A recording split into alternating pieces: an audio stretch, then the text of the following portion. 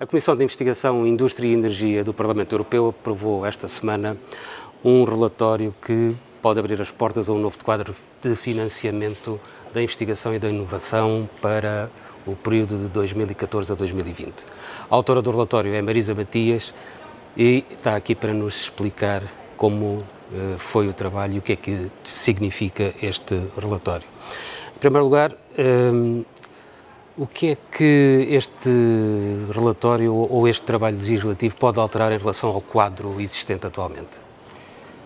O quadro existente que nós temos atualmente é um quadro que tem um conjunto de programas e de instrumentos financeiros que não estão bem organizados, no meu entender, e nós estamos a falar daquilo que representa a terceira maior fatia do orçamento comunitário. Logo a seguir ao orçamento para a agricultura e para as políticas de coesão, a investigação e a inovação representam a terceira maior fatia do orçamento comunitário. É muito dinheiro. O que tem acontecido até aqui, parece-me a mim, é que ao longo dos vários períodos de financiamento houve uma multiplicação, um aumento dos instrumentos de financiamento, mas isso não significou um reforço muito significativo desse investimento na investigação e na inovação. Esta é uma área em que há claramente uma dimensão europeia, em que muitos países dependem dos fundos europeus para fazer a sua investigação e a sua inovação, que são setores fundamentais para o crescimento económico e para o desenvolvimento da economia, e essa multiplicação, como eu disse, acabou por tornar-se quase num pesadelo, muitas vezes, para os próprios investigadores. Um pesadelo burocrático, um pesadelo administrativo e não retirando verdadeiramente aquilo que seriam as potencialidades do montante que está à disposição. E eu entendo que, como objetivos, nós temos que ter a estabilização destes instrumentos para que as pessoas saibam o que é que podem contar, como é que podem concorrer. Isso não existe, o que existia era a multiplicação e somar cada vez mais instrumentos aos instrumentos já existentes sem tentar articulá-los, e procurei tentar articulá-los. É como se fosse um jogo de futebol, se mudassem as regras do jogo a meio, os jogadores não saberiam muito bem para que baliza chutar, e neste caso era o que se vinha a passar com a investigação. Mas, entretanto, a base do trabalho é um relatório da Comissão, portanto, o trabalho no Parlamento já foi feito sobre um relatório base da Comissão. Não sendo a Comissão um órgão muito vocacionado para alterar profundamente as coisas, o que é que, de facto, já neste trabalho parlamentar se foi alterado em relação à base da Comissão? Houve um conjunto de alterações que foram significativas já e que a Comissão já assumiu ir incluí-las na proposta que aí vai. Eu vou tentar dar só alguns exemplos para não ser muito extensiva. A proposta da Comissão, como eu disse, pegava nos principais instrumentos. Eu penso que aquele que será de mais de conhecimento comum é o Programa Quadro, os vários programas Quadro que têm sido adotados ao longo dos anos, pegava nos vários instrumentos e juntava-os, mas juntava-os somando as partes, digamos assim, não os articulando, mas dizendo: nós temos programas para a competitividade, temos programas para a inovação, temos programas para a inovação tecnológica no sentido mais restrito, temos programas para a investigação fundamental, aplicada e outras áreas, e o que pegava era precisamente juntar as verbas disponíveis nestes diferentes programas e tentar definir um conjunto de objetivos que serão os objetivos que quer perseguir do período de 2014 a 2020. Além disso, tinha uma outra proposta que era a de fundir com estes financiamentos europeus, claramente europeus, os fundos estruturais, ou seja, os fundos que são dedicados aos países para que eles possam usá-los nos domínios da investigação e em outros domínios, e é uma forma que tem sido utilizado como instrumento até agora para que possa haver mais convergência, para que possa haver mais aproximação e redução das desigualdades dentro da União Europeia. Eu penso que esta proposta da Comissão não resolve esse problema, e isso é desde logo uma das questões que eles estão disponíveis e que estão disponíveis mesmo para incluir e para alterar, que é, por um lado, a minha proposta de manter separados os fundos estruturais dos fundos europeus, claramente europeus de investigação. Isso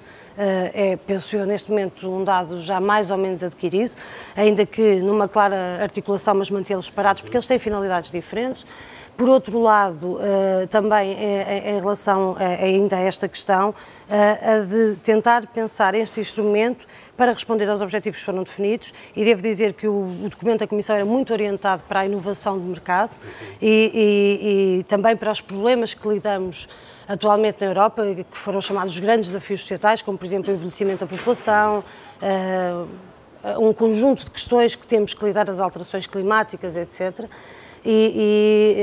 No meu entender, penso que também já está mais ou menos adquirido o facto de que quando pensamos nos investimentos públicos de investigação, temos que perguntar primeiro para que é que serve o dinheiro público. Para que é que serve? E não me parece que seja para a inovação do mercado na totalidade. O dinheiro público deve servir para, numa área como esta, que claramente traz valor, digamos assim, no contexto europeu, não pode ser desviar os dinheiros públicos da investigação fundamental, das ciências sociais, da capacidade que possa haver, ou da reconstrução de capacidades e reforço das capacidades nos diferentes países, do reforço das infraestruturas adequadas para a realização da investigação, um conjunto de áreas... Toda uma correção nesse sentido. Sim, nesse sentido, porque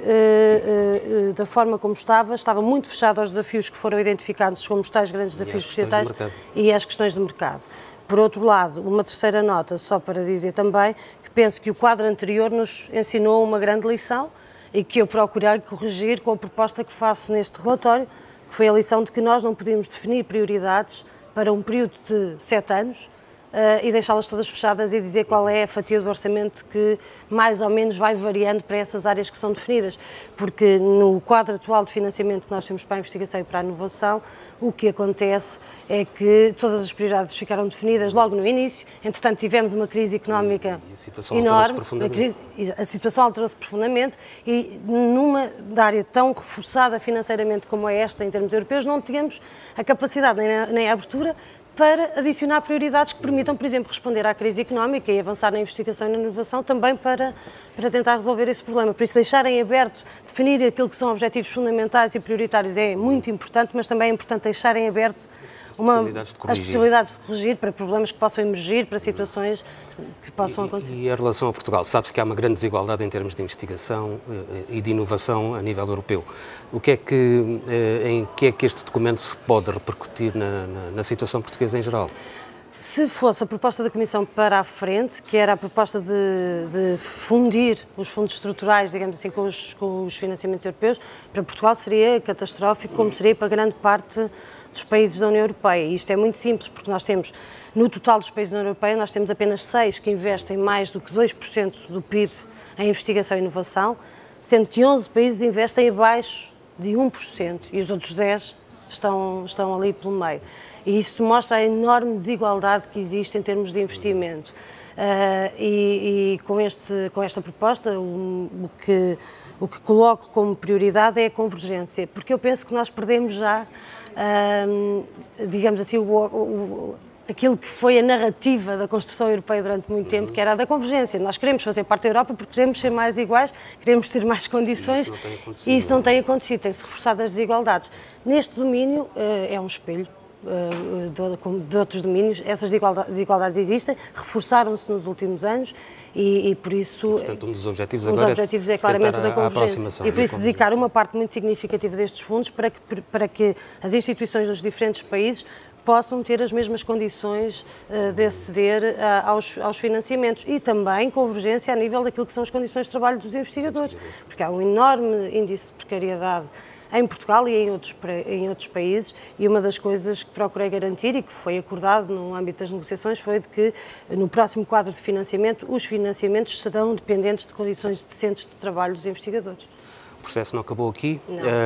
portanto, o que segue assim um pouco... O que se vai seguir é o diálogo interinstitucional, ou seja, que vai envolver a Comissão Europeia, porque, como foi referido, as propostas são sempre da Comissão, e depois há uma proposta também do Parlamento e outra proposta dos governos.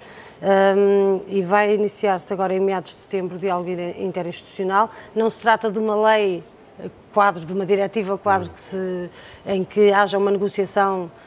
do Parlamento com as outras instituições, mas de qualquer das formas já me foi comunicado que querem incluir uma parte muito significativa do relatório, incluir o relatório todo na discussão, mas que já adquiriram que uma parte significativa do relatório vai ser incluída na proposta